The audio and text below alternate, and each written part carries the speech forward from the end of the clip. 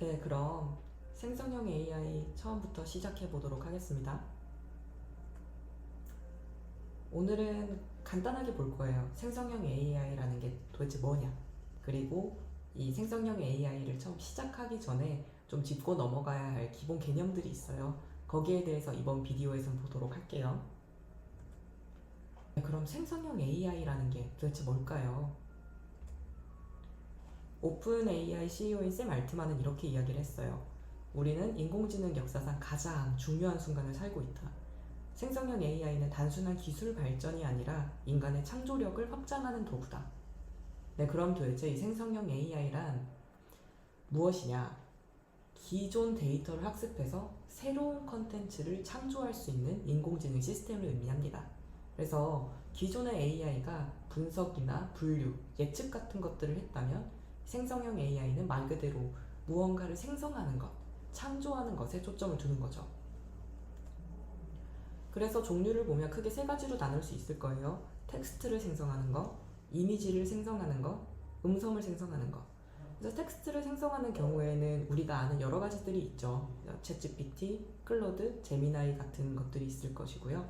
주로 우리가 이런 질문에 답변을 받는 거, 아니면 무언가 소설 같은 걸 창작하는 거. 요즘은 코딩도 많이 시키죠.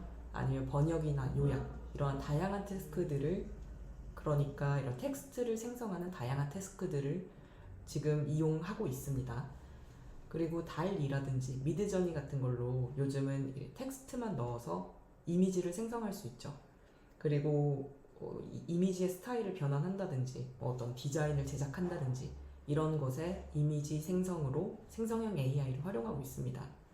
그리고 11랩스와 같은 이러한 서비스들을 이용해서 자연스러운 음성을 합성하고 생성하는 데에도 사용하고 있습니다. 그러면 이런 의문이 들 수 있을 거예요. 왜 갑자기 이렇게 챗GPT 아니면 뭐 생성형 AI 이런 것들이 등장을 했을까? 그런데 사실 이 흐름으로 놓고 보면 이 생성형 AI라는 건 지금 스탠포드 대학의 페이페일리 교수도 이야기를 했듯이 이렇게 하루아침에 나타난 건 아닙니다. 이게 70년간의 그 인공지능의 연구가 쌓여서 지금 우리에게 보이는 이러한 생성형 AI로 만들어졌다고 볼 수 있죠. 그래서 그 흐름을 조금만 더 살펴보면 1950년에 이런 기초 이론들은 정립이 되기 시작했어요. 그래서 앨런 튜링의 그런 튜링 테스트 아니면 또 인공 뉴런 같은 개념들은 이미 50년대에 등장했습니다. 그리고 1980년대에 이런 역전파 알고리즘이라고 하죠. 그러니까 이런 인공지능을 만드는 그런 알고리즘 이러한 것들은 발견이 됐고요. 그게 다층 퍼셉트론으로 발전을 하고 있습니다. 그런데 이게 2010년에 들어서면서 이때에는 정말로 이게 딥러닝의 혁명이라고 해요. 그러니까 이 AI가 발전하게 된 이 가장 큰 키워드, 이게 어떻게 보면 그 시작점은 딥러닝입니다. 그 딥러닝이 일어날 수 있었던 이유가 이때 GPU가 어마어마하게 좋아진 거예요. 그래서 이 GPU를 활용해서 대규모 연산이 가능해지면서 이게 딥러닝이라는 게 지금 가능해지는구나 라는 그런 흐름이 딱 발생하게 된 겁니다. 그리고 2017년에 보세요. 이 트랜스포머라는 게 등장해요. 앞으로 이 트랜스포머라는 거 정말 많이 볼 겁니다. 어쨌든 이 트랜스포머가 Attention is all you need 라는 논문으로 이게 등장하게 됐고요. 이걸 통해서 정말로 이 지금 패러다임이 바뀌었어요. 그래서 지금의 이 AI를 이야기하는 데에는 트랜스포머는 정말 빼놓을 수가 없습니다. 그리고 2020년대에 들어서면서 GPU도 좋아지고 트랜스포머라는 이걸 모델이라고 해요. 이따가 다시 볼게요. 이제 트랜스포머라는 것도 등장하고 이러면서 어마어마하게 규모가 커질 수 있게 된 거죠. 그러면서 이제 거대 언어 모델, LLM이라고 하죠. 라지 랭귀지 모델. 이 거대 언어 모델이 등장하게 되고 이 창발적인 능력이라는 게 발견된 겁니다. 그래서 사실 이게 왜 갑자기 등장했지? 이런 게 아니라 1950년부터 인공지능은 계속 발전을 하고 있었어요. 그러다가 이게 20년대에 들어서면서 갑자기 규모가 확 커지면서 우리한테 다가오게 된 거죠. 그래서 이 생성형 AI의 성공에는 세 가지 핵심 요소가 있다고 볼 수 있습니다. 첫 번째가 데이터, 두 번째가 알고리즘, 그리고 세 번째가 컴퓨팅 파워예요. 데이터부터 볼게요. 인터넷에는 어마어마하게 많은 데이터가 있습니다. 그래서 텍스트, 이미지, 영상, 이제 이런 것들이 이러한 인류 지식을 디지털화를 것이 AI가 보고 학습하는 기반이 된 거죠. 그리고 알고리즘이에요. 이런 앞에서 봤던 트랜스포머, 이러한 구조, 아키텍처와 또 여기에서 활용된 이런 어텐션이라는 메커니즘이 정말로 이런 혁신적인 학습 방식으로서 등장하게 된 겁니다. 그리고 당연히 이 컴퓨터도 좋아야겠죠. 그러니까 GPU뿐만 아니라 이제 TPU도 있죠. 이러한 것들이 발전하면서 그리고 클라우드 컴퓨팅으로 엄청난 연산이 가능해지면서 요 세 가지가 딱 합쳐지면서 생성형 AI가 우리한테 다가올 수 있게 되었다. 이렇게 생각하시면 될 것 같아요. 좋아요. 그래서 생성형 AI가 등장했어요. 그런데 그건 좋다 이거예요. 왜 우리가 그렇다고 이론을 배워야 하냐? 왜 AI 발전의 흐름을 알아야 되느냐? 이런 의문을 또 가지실 수가 있습니다. 근데 저는 이렇게 생각을 합니다. 알아야 정말로 잘 활용을 할 수 있다고요. 그래서 이 발전 흐름을 알지 못하고는 제대로 활용할 수 없다. 그게 요지라고 생각해요. 그래서 첫 번째로 진정하게 이 생성형 AI를 이해하고 또 표면적으로 사용하는 게 아니라 깊이 있게 활용하기 위해서는 AI의 발전의 흐름을 아셔야 됩니다. 예를 들어서 지금도 인터넷에 들어가서 그냥 챗GPT 키면 이제 프롬프트 쓸 수 있죠. 그래서 예를 들어서 단순하게 마케팅 전략 알려줘 이렇게 말을 할 수 있겠죠. 그런데 이 생성형 AI라는 게 어떻게 등장했고 어떤 이 본질적으로 어떤 구조를 가지고 있는지를 조금 아시면 보다 구조화되고 보다 전략적으로 질문을 하실 수가 있을 겁니다. 예를 들어서 30대 여성을 타겟으로 한 친환경 화장품의 소셜미디어 전략을 단계별로 설명해줘. 이런 식으로 말하면 더 좋은 결과가 난다라는 걸 이해할 수가 있다는 거죠. 그리고 한계와 위험성도 이해를 할 수 있을 거예요. 이 챗GPT가 거짓말한다. 얘가 없는 말 막 지어낸다. 이런 얘기들 정말 많잖아요. 그런 것들이 분명히 나아지고는 있어요. 하지만 우리가 왜 얘가 거짓말을 하는지 어떤 이유 때문인지를 알려면 생성형 AI의 기반이 되는 그 인공지능의 어떠한 본질을 알아야 되는 거죠. 그래서 그 거짓말하는 것, 이걸 우리가 환각현상이라고 이야기를 합니다. 그래서 들어보신 분들도 있을 거예요. 자, 환각, 헐루시네이션, 그리고 이런 편향, 이런 문제들은 AI 학습 방식을 이해하면서 그를 통해서 우리가 대응할 수 있습니다. 그리고 과거를 알아야 우리가 나아가는 방향을 알겠죠.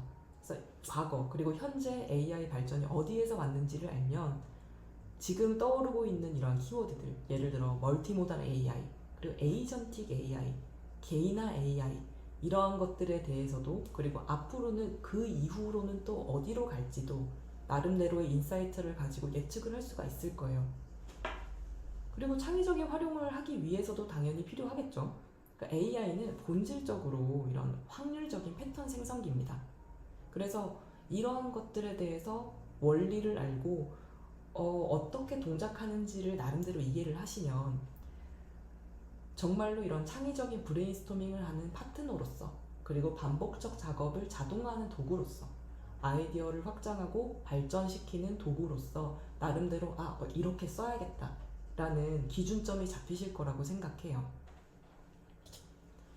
네, 좋습니다. 그래서 생성형 AI라는 게 뭔지 간략하게 봤고요. 그러면 이 흐름을 알기 전에, 그러니까 이론들을 본격적으로 살펴보기 전에 되게 기본적으로 알아야 하는 개념들이 있어서 오늘은 여기에 대해서 먼저 설명을 드릴게요.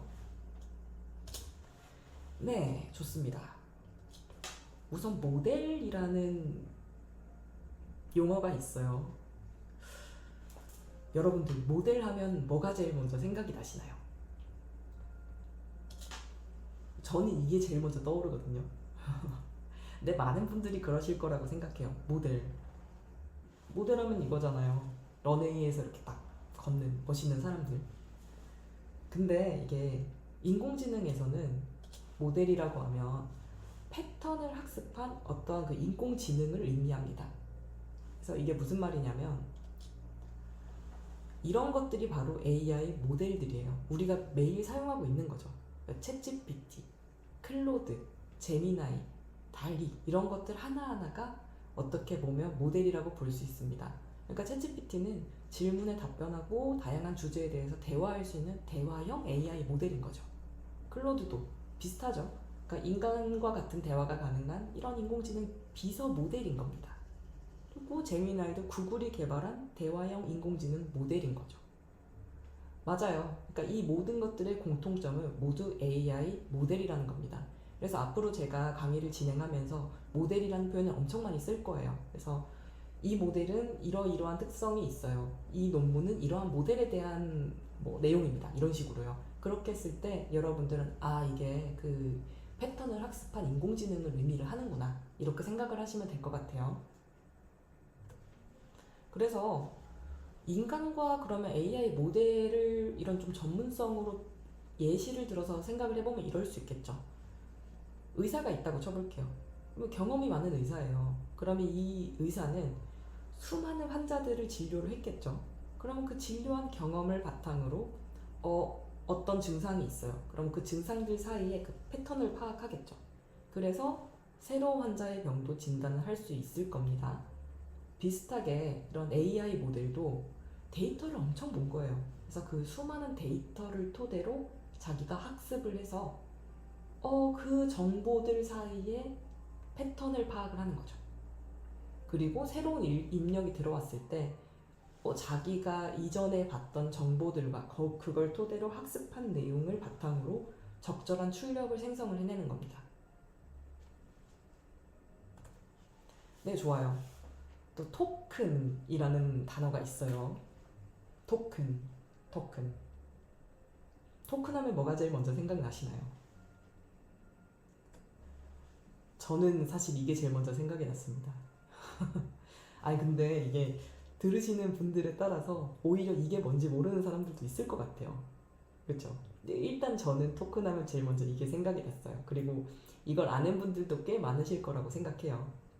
그래서 이게 버스 탈 때 옛날에 우리는 지금은 교통카드를 이렇게 삑 찍고 타지만 예전에는 이런 걸로 이렇게 내고 탔잖아요. 버스표 같은 거죠. 동전 같은 거죠. 뭐 어쨌든 이런 걸로 토큰하면 제일 먼저 떠오르는 분들도 있겠지만 인공지능에서는 이걸 의미합니다. 컴퓨터가 이해할 수 있도록 텍스트를 나누는 가장 작은 의미의 단위예요. 그걸 토큰이라고 합니다. 그래서 왜 우리가 요즘 챗GPT를 쓰거나 아니면 제미나이 같은 이런 서비스를 쓸 때 토큰 남은 토큰 수는 이만큼입니다. 아니면 지금 이만큼의 토큰을 사용하고 있습니다. 이런 안내가 뜨는 걸 보신 적이 있을 거예요. 그 토큰이 바로 이걸 의미해요. 그래서 이게 뭐냐면 조금 더 자세하게 설명을 드리면 이런 문장이 있다고 생각을 해볼게요. 나는 오늘 인공지능을 배웁니다. 그러면 이 문장을 이런 식으로 가장 직관적으로는 나눌 수 있겠죠. 나는 오늘 인공지능을 배웁니다. 점. 그러면 지금 이렇게 나눴다고 생각을 했을 때 요 하나하나의 단위가 바로 토큰이에요. 지금 그럼 저는 6개의 토큰을 사용하고 있는 거죠. 이 문장을 표현하기 위해서. 그러면은 왜 이걸 토큰으로 나눠야 하냐면 사실 사람은 뭐 저렇게 볼 필요가 없죠.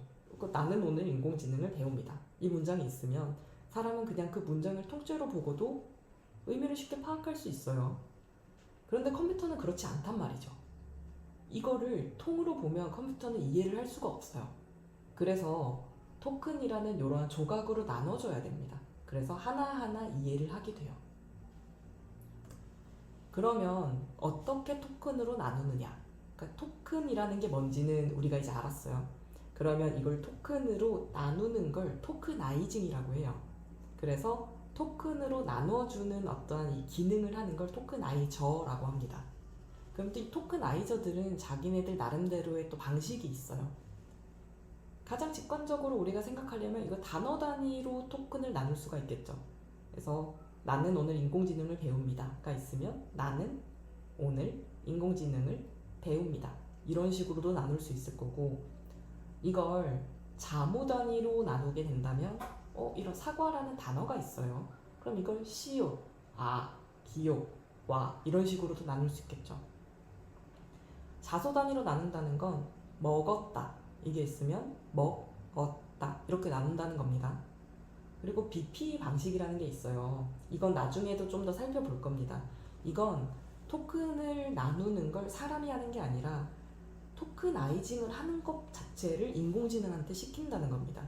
그래서 이 인공지능이 자기 나름의 알고리즘을 가지고 토큰을 이렇게 나눴을 때 가장 파악하기 좋더라 라고 학습을 해서 그 방법대로 나누는 걸 의미합니다. 그래서 이 방식은 사람은 정확하게 이해를 할 수가 없어요. 왜냐면 인공지능이 자기가 알아서 한 거니까. 근데 예를 들어서 그러면 인공지능이 이런 식으로 가를 수가 있을 겁니다. 나는 오늘 인공지능을 배웁니다 라는 문장이 있을 때 자기가 보니까 이 인공지능 모델이 보니까 이렇게 나누는 게 제일 낫다라는 거죠. 그러면 나는 오늘 인공지능을 배웁니다 뭐 이런 식으로 가를 수 있다는 거예요. 그래서 이러한 토크나이징 방식을 BP 방식이라고 합니다. 네, 좋아요. 그러면 이게 AI가 세상을 보는 방법에 대해서 숫자와 벡터, 행렬, 텐서로 나눠서 한번 설명을 드려볼게요. 이거는 인공지능을 이제 조금씩 그 하단으로 뜯어서 보면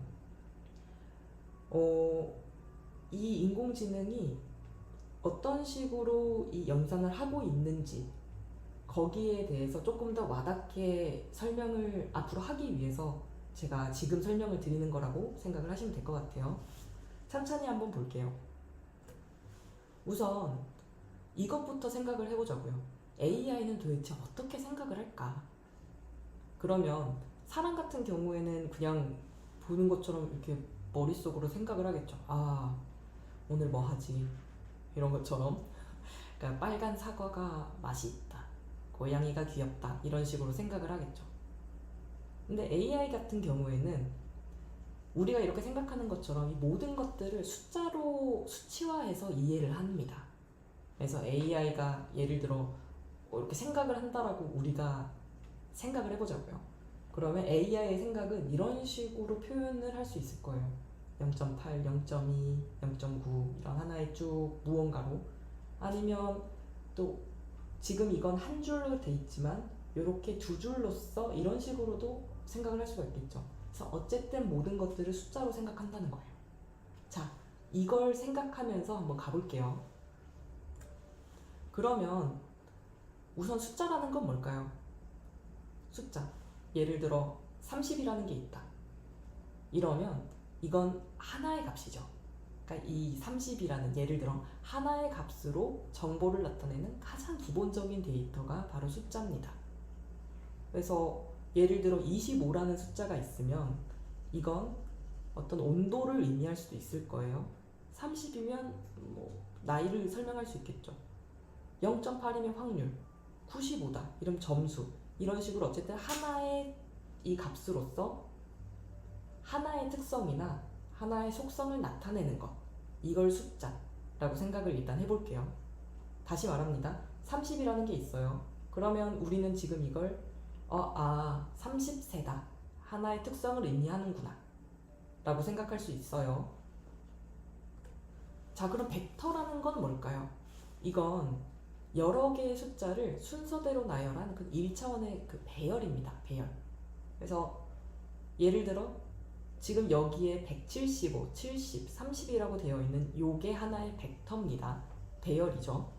그러면 이건 어떤 것들을 의미를 할 수 있을까요? 우리가 이런 벡터를 봤다고 쳐볼게요. 175, 70, 30. 그러면 이거는 이런 정보를 가지고 있다고 볼 수가 있는 겁니다. 키 170에 몸무게 70에 30세인 사람. 그렇죠.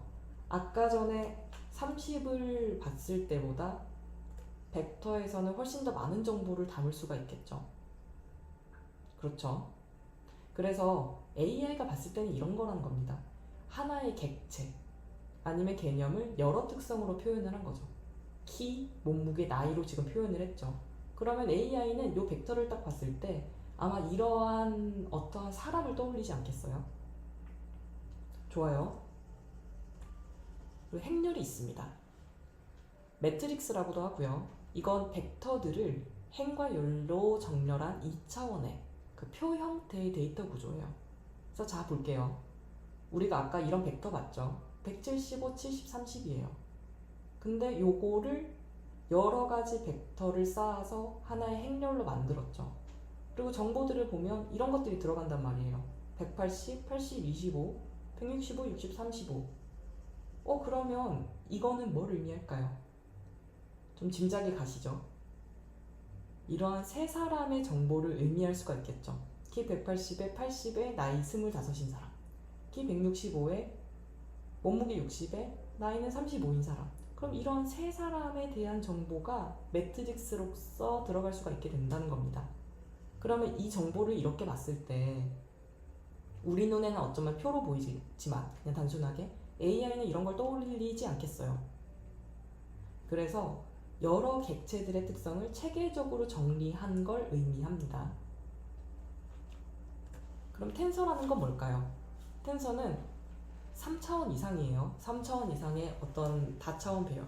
그러니까 지금은 3차원으로만 표현을 한다고 하더라도 이게 4차원, 5차원, 그리고 그 이상으로 쫙 배열이 될 수가 있습니다. 그러한 행렬들을 여러 층으로 쌓은 구조를 의미해요. 네. 그래서 행렬 같은 경우에는 2차원이었죠. 표였죠.